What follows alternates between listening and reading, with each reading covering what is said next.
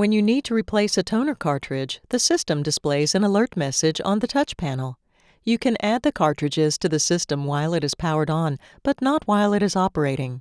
Perform the following steps to properly replace a toner cartridge.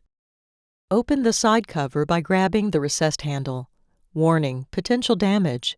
To prevent damage from electrostatic discharge, touch any exposed metal on the frame of the printer before accessing or touching interior areas of the printer.